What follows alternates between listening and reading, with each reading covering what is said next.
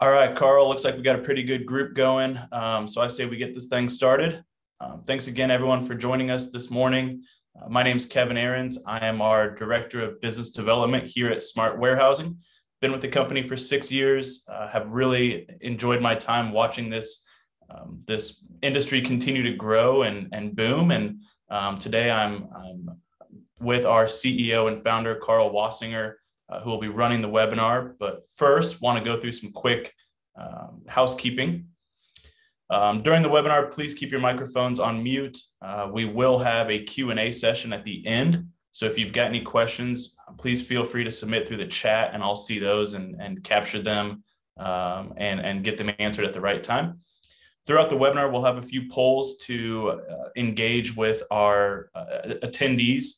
And if you need anything, please raise your hand and our webinar administrator will be sure to help you out. So without further ado, I'll introduce Carl Wasinger, the founder and CEO of Smart Warehousing. Like I said, I've worked with Carl for the last 6 years and there's no introduction I can do that will do justice. So Carl, why don't you give everyone kind of the elevator pitch on who you are, where you came from, and how Smart Warehousing got to where it is today?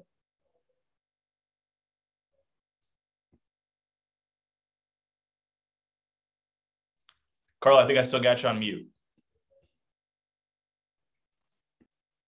There we go. Thanks, Kevin. Thanks for that. And again, like I said, I don't know how glamorous of a speech I can give about the last 20 years, but I've spent almost 30 years now in this industry. And boy, has it changed. It's changed a lot. And some of the fundamental things that were important and relevant and things that made this industry, certainly from a 3PL perspective, hard. Some things have changed a lot and some things have not in the last 20 years. So, fundamentally our business was about trying to help manage what I call the doers, the doctors, and the data in these warehouses. And so we've built a platform, we've built a network of warehouses, and we've developed some awesome people around the country to help support, fulfillment and inventory management and really supply chain solutions for a lot of companies out there. And started here in Kansas City and continued to expand that around the country. And so it's been really exciting to see the growth in the last 20 years. And really excited about the next 20 because the supply chain has really come into its own. I mean, there's a lot of stuff going on there. And I think maybe 20 years ago, nobody spent a lot of time thinking about supply chain as much as they do today. And it's front and center for sure. So thanks for the introduction and looking forward to our discussion today. Yeah, thanks, Carl. My team hears it all day, every day. The supply chain world is rapidly changing and everyone's trying to keep up. So excited to hear from you today. So the purpose of our webinar today is to talk about the upcoming peak season. Personally, I feel like we just kind of took a deep breath from 2020 and here we are getting ramped up again for peak season 2021. So we've got some things to talk about and then we'll have a Q&A session at the end. But Carl, from your standpoint, what are some things businesses should expect as we head into the 2021 peak season, which really kicks off here in about a month? Well, it's you're right. It's going to be a different season for sure, and there's a lot of unknowns. We had to deal with this pandemic last year, and we're still obviously feeling the effects of it now. We're hoping that we're getting on the downhill side of the health side of the pandemic, but we're still 100% feeling the supply chain impact for this season. And so, I think just at a high level, I think we're going to, really want to focus on and ask a lot of questions around capacity, right? And looking at ways to minimize risk around fulfillment and delivery. And then I think there's going to be a big, there should be a lot of questions getting asked to 3PLs today about labor and how they manage that. And so those are the things that I think companies ought to be thinking about from a 3PL perspective. Is how is this capacity? How can we minimize some of the risk around that? What's that labor picture look like? I mean, there's a ton of fatigue out there in the industry right now. Kevin, we spent, we were essential. I mean, we didn't stop through this pandemic. So, consumer behavior changed, but the workforce behavior that we were dealing with, we just continued nose down, grinding through this. And in a lot of cases, lots of extra work and lots of extra overtime and lots of extra, work in the warehouse, filling orders, and that shift in that supply chain has really impacted what we do. And there's a lot of fatigue, I think, in the supply chain today. And I think you see that all the way up and down the supply chain, from the ports to the railroads to the transportation to the last mile to the distribution centers. I mean, all the way through the supply chain, there's fatigue. And this season, is going to be tricky. And so I think those are the things we're going to really stay focused on operationally, Kevin. We keep our ear and eyes on that really, really closely at Smart Warehousing. And so I think those are going to be, again, back to making sure there's capacity, looking ways to minimize that risk.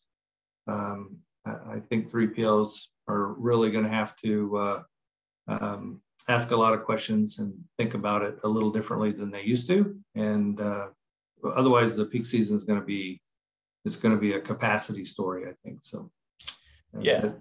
I think it could be minimized for sure if we, a lot of plans are getting laid out there. I think that's a great segue to our next topic of what are some of the problems that businesses will face if their either current warehouse or current 3PL isn't adequately prepared for peak season? Well, I think you're right. I mean, it's a good segue. So the problems will be, getting a couple orders, not fulfilled or not delivered on time is one thing. But when you have really a lot of gridlock in that supply chain, things don't move as expected. That really changes a business. It really changes those relationships and expectations with consumers and for the customers. And so I think that's the kind of stuff that we're really going to have to focus on. If we don't look for ways to minimize those risks, if we don't have partners out there willing to adjust to deal with those kind of things, then I think the businesses are really going to have a challenge making sure that Christmas can show up on time. Everyone I've talked to in the last 3 or 4 months are already talking about trying to buy early and stock up, because this concept around supply chain moving from just in time to just in case works great, but you have to have inventory. You have to have inventory in the right place, the right time, and you have to get it delivered, and somebody's got to pick it up and get it to the end user. And so those are the things that I think are going to be big challenges this year. And we've been working on it really since last year. We saw some of the things that worked during that season and are preparing for this season as well. And we hope at some point this thing kind of levels off a little bit and we get into a rhythm. But this will be one of those interesting years for sure. Yeah, absolutely. And I know, we navigated the first peak season of the pandemic last year, and now we head into kind of a continuation of that with 2021. I was lucky enough to buy my Christmas presents in advance because, we're in it every day. But as we head into the next year, what do you think the biggest differences are going to be between this peak season and last peak season? Is it the fact that everyone's kind of accustomed to it, or the e-com boom continues? I think I saw something that we've advanced e-com business about 5 years in 5 months. So what are you thinking this year is going to be like? Well, I probably could put it in about 3 categories, and I can speak to kind of all of them. But cycle time is going to be a big difference than it was historically. And what I mean cycle times, the speed at which inventory comes in and has to go back out. And so if you don't have you're not thinking about how fast those cycle times need to work, and what SLAs get established around sort of these new cycle times, and nobody's fault. I mean, but when inventory is delayed and then it finally shows up, the speed at which you have to cycle that inventory to prepare it back out to the next wherever it's going, whether it's going into the retail channel or direct consumer channel or whatever channel that ends up going into, thinking about how to manage that cycle time is going to be a really big difference today than it has been in the past, because usually there wasn't a huge you had time, and I think this year what's going to be different is there's no time, and so that cycle time, managing those cycle times and those turns are going to be really, really important going forward. The other thing is really around replenishing. So a lot of warehouses are set up to replenish pick forward locations, optimize their picking in order to get these orders out and as quickly as they need to get out. And so that's a huge difference this year as well. And so not just optimizing an internal warehouse, but really optimizing that network. And we're thankful at Smart that we've got that network in place, and we've got some of the technology behind it that allows us to kind of look around those corners and get in front of that a little bit, which gets us out of a lot of trouble, and trouble meaning missing delivery, service level for customers, because we've got to be able to get that replenishment done in a graceful way. And then I think the last biggest difference we're going to see is really this workforce, the way the workforce works. And so when you think about people and the way they work hourly, the shift differentials, I mean, so we've been, put together a shift, for instance. So it's one of the most efficient shifts that I've seen. It's 3.5 days on, 3.5 days off, 12, 12, 12. You can cover the whole, week, with 4 people.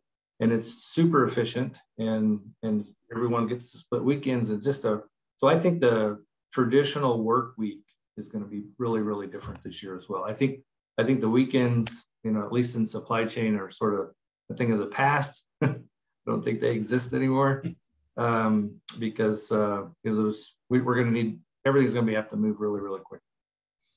Yeah, I know one of the things that we've done is implement 7-day-a-week operations in some of our markets to be able to meet those weekend requirements, and specifically Amazon fulfilled by merchant requirements. So I think you're spot on. As Amazon continues to change the rules, we've got to be flexible on our side, and our customers would have to be flexible if they're managing their own warehouses as well. Great segue again, Carl, to the multiple markets. So, Smart Warehousing has 34 warehouses in 12 markets. What do you see as some of the difficulties that customers would have if they're managing multiple 3PL relationships or multiple inventories across the country? Well, it's that old saying about having the right stuff in the right place at the right time, I think is still alive and well in supply chain. And it sounds easy on the whiteboard, but it's super hard to really do. And then the holiday season's always been a challenge, because you tend to have more weather issues, environmental things that go on, and there's just a lot of things happening during that time of year that makes supply chain a little bit challenging anyway. And so then you add capacity issues to that, and cycle time issues to that, and labor issues to that.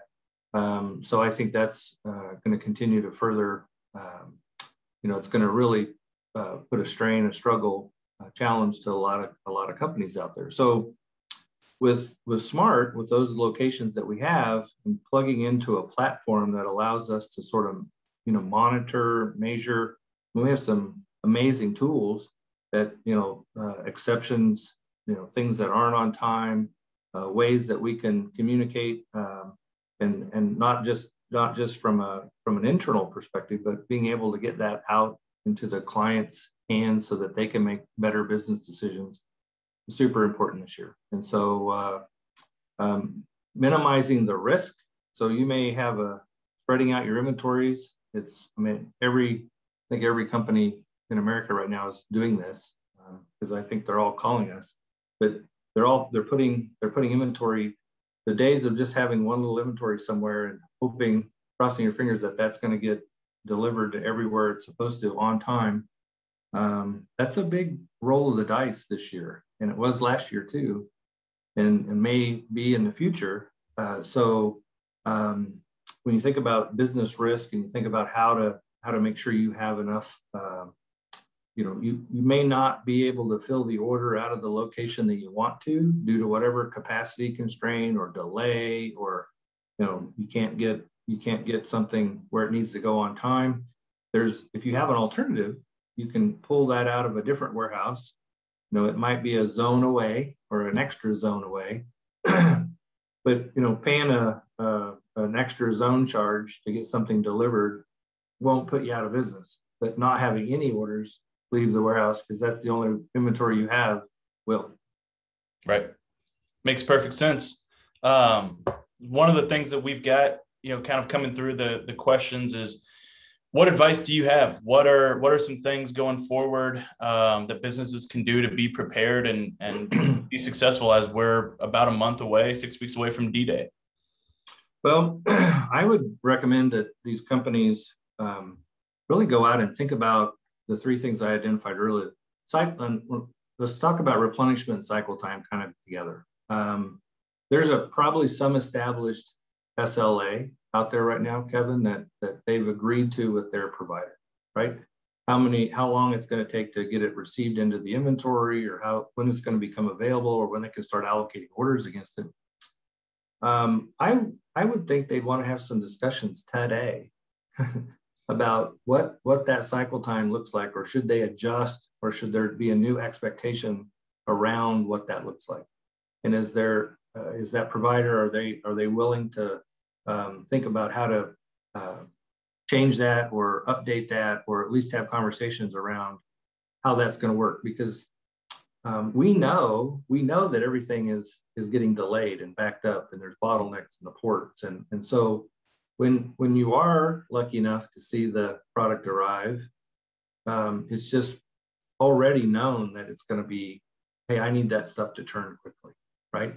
And so I would sit down for sure and have discussions around how fast can those cycles, what's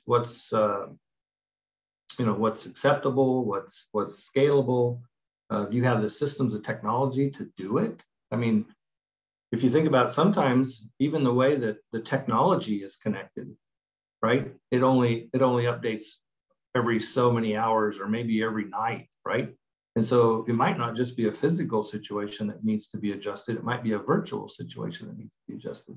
So these are some of the things that I think companies ought to be thinking about. I think they should be having conversations with their providers, because those are going to be, we already know they're going to happen. And we made a lot of adjustments last year to how that works when we saw the huge increases in the e-com, the retail side, and the omni-channel stuff. And thankfully we control the code, so we could go in there, we could make those adjustments, and we could work with these clients because we knew things like that. So there's a lot of communication that's going to happen around cycle times. I think the other thing is really going to be around labor, and just understanding what those work hours look like, those new schedules, what their plan is for weekends, what their plan is for after hours, how they think about getting orders prepared and ready and staged in non-traditional times, and then what that looks like, how that gets slotted into the delivery, the delivery networks, whether that be UPSs and FedExes and mails and all the different kinds of carriers. I think it's going to be super important. Absolutely. So the other side of that question would be, what are things that our attendees should avoid doing as we head into peak season? Well, if at all possible, I would really worry if I had all my eggs in one basket, so to speak.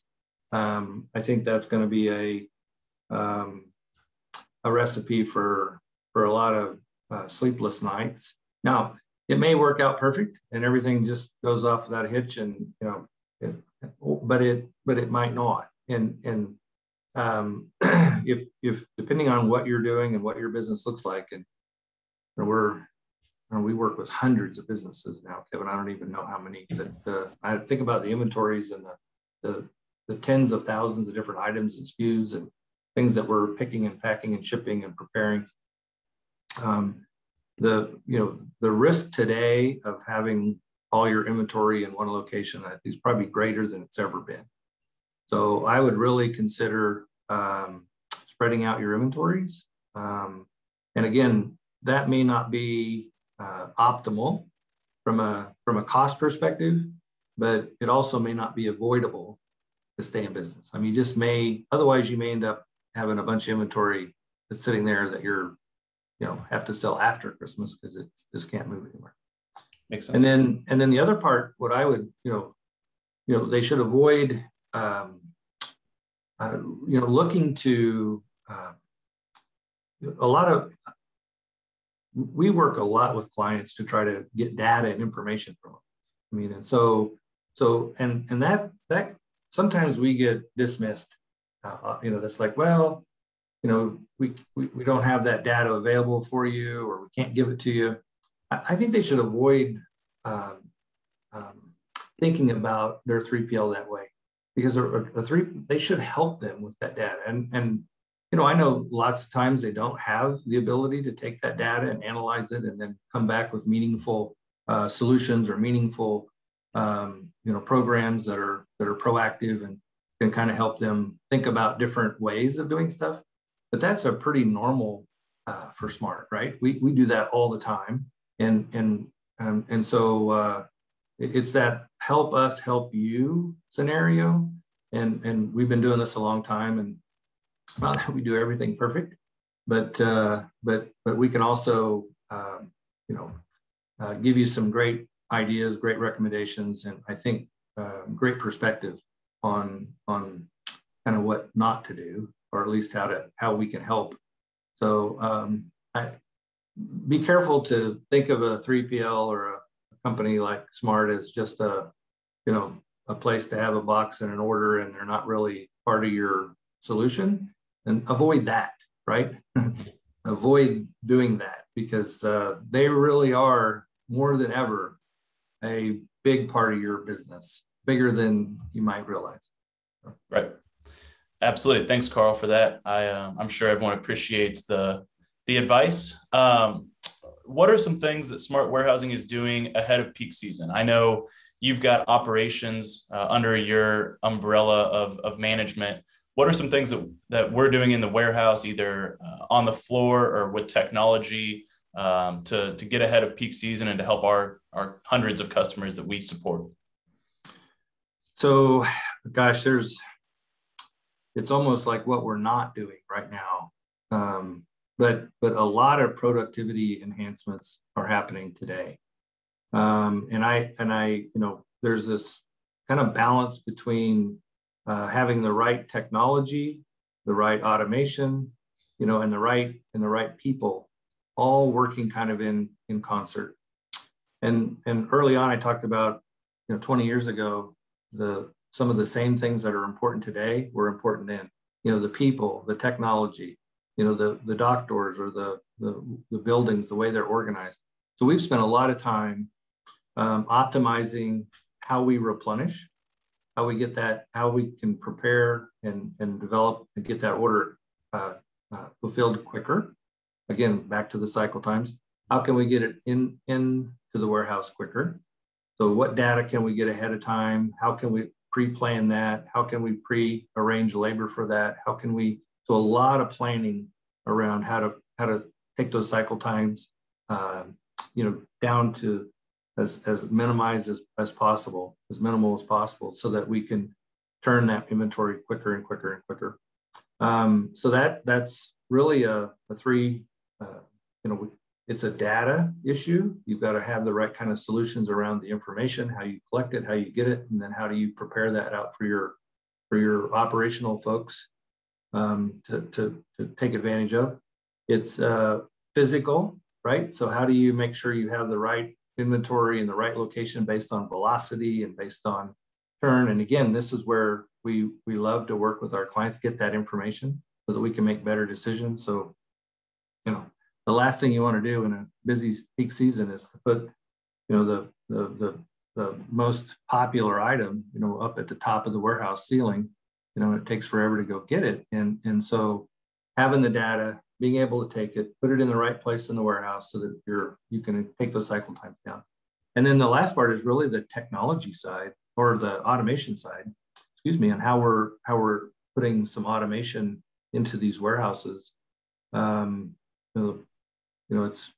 That's going to be and continue to be ways that we can drive more productivity.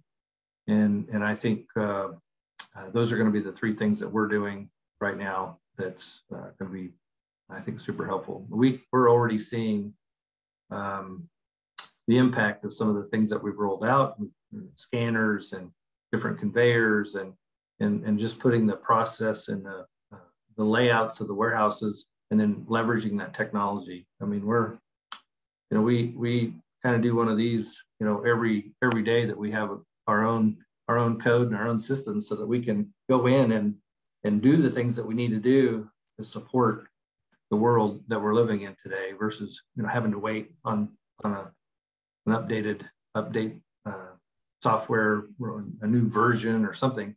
So we can get in there and go like crazy. And so we've spent a lot of time in the last year working on stuff like that. Awesome. Thanks, Carl. We've got a great question from one of our attendees, Luke. He says, what is smart warehousing doing to provide for labor capacity? With the fatigue of the last year, wage increases at large employers, and turnover rates in the industry, how is smart warehousing offsetting these issues? Well, that is a really good question. It's a really good question. And I think I think the answer is very similar to kind of what I just talked about. So it's a combination really of taking a technology, right? And what kind of automation, facility, and then data, and then that people aspect, the labor component, and putting that all together and getting that flow, that business flow, that industrial engineering aspect of that to work right. And that's if you don't have the right kind of platform to do that, it becomes more about a piece of it and not the way it works. And so we really take a step back look at how to deal with that. So yes, we worry about labor. Yes, we worry about delays and bottlenecks. And yes, we worry about, but what we really worry about is all of those things and how we can plug them all in, because we may find that we can do something in the platform over here that creates a product, an enhancement to productivity that solves some of these problems that we can't solve over here. And at net for smart, because of that platform, we're able to see those delivery and those SLAs continue to be managed appropriately. It's hard. It's the communication requirements today are off the chart when it comes to communicating with clients, communicating with our vendors and partners to find people and get technology and automation and everything put into these warehouses. But really, I think we look at it a little bit differently. Would be the best way I could explain or answer the question. And how do we deal with labor? How do we deal with delays? How do we deal with these? But really at the platform level, because again, we're blessed with one. We have that platform. We have that way of getting all of those things, so we can look at all of those pieces and try to minimize the big challenges on many of the different parts of that supply chain that get hooked to that platform. Okay, perfect. Thanks, Carl. Brian, I know you had a similar question. Hopefully that answers it for you too. Carl, another question from one of our attendees, Matt. He says, the company I work for manufactures and distributes from one location in the Northeast. In January, they are going to start working with a 3PL using 2 nodes across the country to improve their SLAs and reduce overall transportation costs. Do you have any immediate recommendations for things he should be considering now, knowing that his go live is 4 months from now? So, first of all, great job for spreading out that inventory. I think that's, again, it used to be companies might do it to save a little money on transportation. Now they're doing it for different reasons. They know they have to have a diversified inventory in managing capacity problems and delivery, all those things. So that's great. So great job doing that. What I'd probably think about is really asking the questions about what that's going to look like from, again, back into the cycle time thing, how that replenishment works. Are they helping with replenishment, or is that really the manufacturer? Where's the burden of replenishment live, right? And one of the things that, I know we're really excited about, some of the things, I'm probably not even supposed to be talking about yet, but this ability to help clients with replenishment is it's kind of new to what service providers have done historically. Usually that was up to the manufacturer, up to the owner of the goods, the merchant, the sellers. And we didn't really, other than tell them when they were out of something, we didn't help them really figure out that replenishment. So I'd probably ask a lot of questions around how fast they can cycle through that inventory. I would probably sit down with them and ask questions around inventory velocity. How are they going to stage? How's that going to get delivered? Do they expect delays? What's the likelihood that they're going to have carrier failures? I mean, those are the kinds of things I'd probably recommend they talk about. I would ask questions around hours of service, work hours of service. Are you guys 8 to 5, or do you have second shifts? What happens when the trucks don't show up on at 3:30 every day and they don't get there till 8:30? I mean, is somebody going to be there? I mean, those are the kinds of questions I'd be asking. Okay, thanks, Carl. Question from Jennifer on the frozen side. She says, we only ship frozen. What are the alternatives to dry ice other than gel packs? When dry ice is not available, it is a big problem. It is a big problem. In fact, it was such a big problem for smart warehousing that we now are producing our own dry ice. So we're producing, and what we don't use for our frozen fulfillment customers, we'll probably end up selling. But these are the kinds of things that we're able to do with the way we set up our automation and the way we set up our fulfillment flow. And so having the dry ice right there is going to be huge. Beyond gel packs and dry ice, there aren't a lot of options. Now, when you think about the network and where your deliveries are within that world, if you can get it close to where the deliveries, the destinations are for those deliveries, those last miles, then sometimes you can use less dry ice versus the 5 pounds or 10 pounds or however many pounds you need to go 1 day, 2 day, 3 day, depending on the product. And so again, it becomes about optimizing that network, and it becomes about the data that we need to get from the clients so that we can help them optimize that. And back to what I said earlier, introducing this new program around how we're going to help these take over this replenishment burden in this kind of right place, right time, concept. I think it's going to help a lot, and it should save a lot of money for the brand. And I think it's going to make it a lot easier for them to manage their businesses and look at their costs. Awesome. Question from Matthew. He says, what would you say to a multi-billion-dollar manufacturer who sells almost all their products through a dealer network and is resistant to using a 3PL to fulfill their consumer business and would rather use their own logistics systems and processes? Can manufacturers successfully do their own logistics for the consumer market? Yes. I mean, I think, I would answer that as sure. I mean, it becomes a business decision internally for the company, really. I mean, crossing channels, having brands, or having dealer networks versus distributors versus, wholesale versus retail versus direct to consumer. There's always conflict among channels, but there's never been a time probably in supply chain history where it's so the technology, the infrastructure of the world, and the platforms that are out there today, like Smart Warehousing's platform, you can plug into those today and really see some value, where it may not have been as valuable prior. I mean, they just didn't exist. Your mobile stuff wasn't there. Your 5G networks didn't exist, and so it's really only been in the last. I would challenge them to say, well, why do they think that way? Who's thinking that way within those organizations?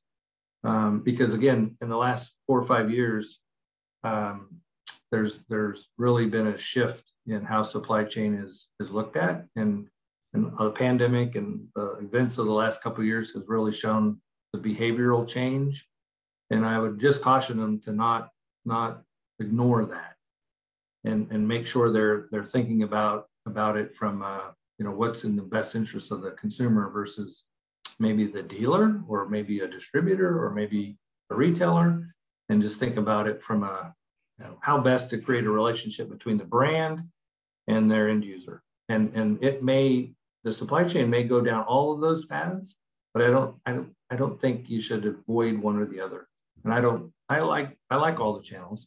I just want to make sure that they're not they don't just think they can't do it one way or the other. I think they ought to be a little open to all, be my guess. Okay. My opinion anyway. What are you hearing from FedEx, UPS, USPS as we head into peak season? Do you think the capacity of the small parcel carriers will impact peak season again this year? I think it's going to be hard. Again, the consumer behavior everyone sees. I mean, just for like Smart last year, I mean, we were up, I don't know how many hundreds of percent, 400, 500% increases in, excuse me, in the kind of channel increases in business. I don't see that slowing down. I think the carriers are doing a great job trying to get in front of that. I think they're adding people, they're adding trucks, they're adding capacity. It's just growing almost faster than they can keep up with. And so I do think there'll be some challenges. I think there'll be times when trucks are full, they can't pick it up. They've got to come back and get it tomorrow, or they got to come back and get it, after the weekend, or whatever those things are. So I do think there'll be some challenges this year. What's going to be the trickiest part of this year, I think, is really going to be around cycle times, around how fast this stuff comes in and goes out. So there may be, instead of a Monday being a really, really busy day because everyone bought stuff on the internet over the weekend, you might see days that are busy like on Wednesdays or Thursdays or Fridays, because that just happens to be when the container showed up. Right. So again, so you go back and you think about, well, if all the labor is around and all they're historically been focused on early in the week fulfillment, it may not work that way this year. So I think those are going to be some of the things to think about. UPS and FedEx, same thing, right? They may have people and trucks and capacity early in the week to get stuff pushed through. They may have to move some of their stuff into different areas too. It's not just one piece of the supply chain that's going to have an impact. We're all going to have to work together and make this work. Makes sense. Question here from Eric, going back to your conversation about shift strategy. He asks, what are the specific efficiencies realized by changing your shift strategy? Well, so the, kind of goes back to the, if historically, 8 to 5, Monday through Friday was your workforce, right? And then sometimes you had a second shift, or sometimes you had a third shift, or sometimes you had a weekend shift, for instance. The thinking about that differently today is really important. And we know the consumer behavior has changed, but so too has the workforce behavior. It's changed. They they think about it differently. Wages have changed, and benefits and expectations and all the different things have changed with everything we've heard about on the news and everyone raising. But there's more to it than just wage. There has to be more around how do you work with the workforce versus sort of put up the roadblocks and say it's only this way. And for the same advice I gave earlier about don't just look at one channel. I think when it comes to scheduling people, you have to look at lots of ways. And so we're constantly working with our vendors and our people and our staff to think about what are the best ways to set up shifts, what's the best work-life balance, what are those kind of things that help, because it's just different. I mean, they might want to work 3/12s, and somebody might want to work 4/10s, and somebody might want to work a 980, and somebody might want to work. I mean, there's just so many different ways. And again, if you don't have the ability to manage that, you don't have a platform that you can plug into, it gets really hard. And that limits a lot of 3PLs. It limits a lot of companies to just doing it the old way or the one way. And so we're thankful that we can try to work with that workforce versus creating those barriers. And I think our business is about space, people, technology, automation. I mean, those are the that's all. That's what we sell. That's what we do. That's what we're about. And so I think those are the kind of things that we really have to work. Okay. I'll follow up with you after this on a 4/10s or a 980 schedule. We'll have that conversation. Okay. Carl, I got one more question here from Kelly. Will surcharges be a permanent peak season cost? And I think this is in reference to the small parcel peak season surcharges. Well, so, I would like to say, I hope not. It shouldn't be. They should be surcharges. I mean, the whole concept of a surcharge is usually temporary. But in today's world, some of these surcharges are necessary because of some of the requirements and changes that are getting forced upon us from a labor perspective to deal with, for instance, UPS, FedEx, carriers, different, sometimes those surcharges help us make sure that we can have those orders prepared when they need to be prepared, loaded on the trucks, and look for the extra capacity and make sure we put the boxes clear to the top of the ceiling so the trailers that we do get maximized, and really looking at optimizing that whole network. So I would be in the camp that says hopefully a surcharge is not a forever thing. It should be, if it's going to go on forever, then you have to change the name of it. It can't be a surcharge. It has to be just a regular charge. But I'm not a big fan of them. I don't really like them, but there are times when we have to do that. Makes sense. Thanks, Carl. I don't have any other questions here. So if anyone's got some, please let me know. Otherwise, we'll wrap up the webinar. Thank you so much, everyone, for joining. I think we had great attendance, really excited about the discussion we had. If you've got any questions, my email is listed here. Please feel free to reach out, and our marketing group will be in touch with a survey about what our next webinar topic will be for the next quarter. So with that, Carl, thanks so much for your time. No problem. Appreciate it, Kevin. Nice job. Thanks, guys. We'll wrap up now.